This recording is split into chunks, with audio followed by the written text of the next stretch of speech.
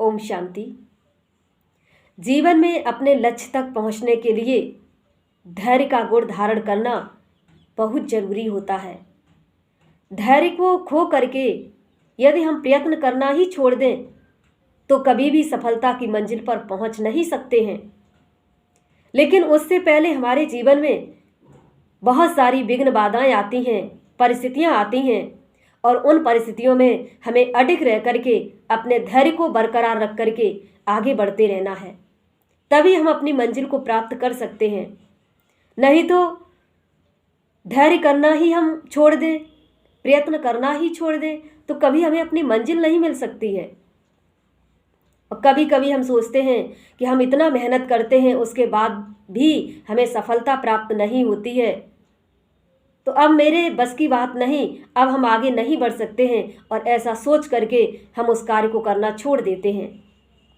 कभी कभी तो ऐसा होता है कि हम कार्य करते करते उसके बिल्कुल नज़दीक मंजिल के आ जाते हैं, लेकिन वहाँ पहुँचते पहुँचते, किनारे तक पहुँचते पहुँचते हम धैर्य खो करके और प्रयत्न करना छोड़ देते हैं।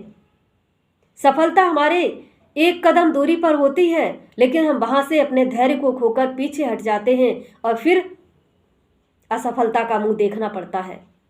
तो इसलिए कोई भी कार्य करें धैर्य के साथ करें और पूरा लक्ष्य को लेकर के उसको लास्ट तक करते रहें ताकि हमें अपनी मंजिल मिल जाए।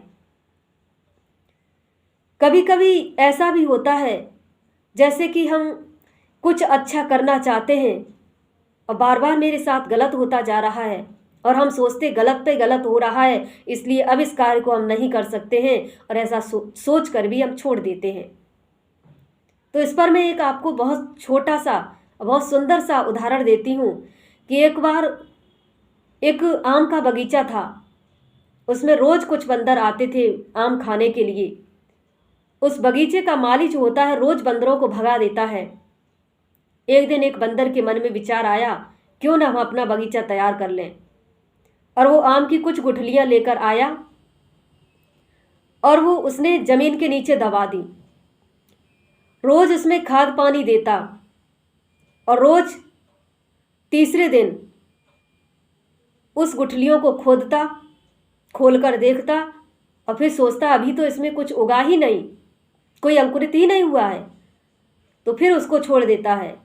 फिर खाद पानी देता है, फिर तीसरे दिन खोद के देखता है। ऐसा करते करते आखिरी में उसको धैर्य नहीं हुआ और एक दिन उसने सारी गुठलियों को खोद कर खा लिया। क्या प्राप्ति हुई?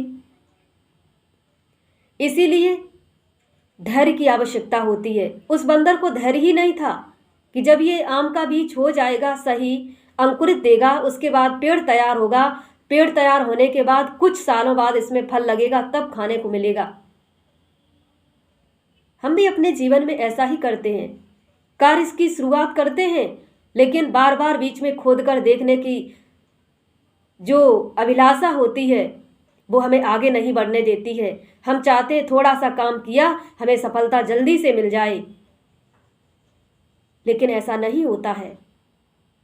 निरंतर मेहनत और निरंतर प्रयास से सफलता मिलती है। बीच बीच में रुककर देखने से कभी भी कोई सफल नहीं हुआ है।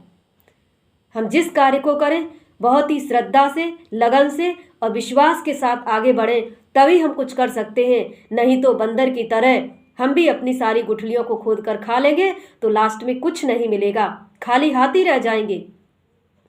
इसलिए धैर्यता का गुण जीवन में धारण करें और अपनी कमियों को पहचान कर उनको समाप्त करें, तभी हम आगे बढ़ सकते हैं। ओम शांति।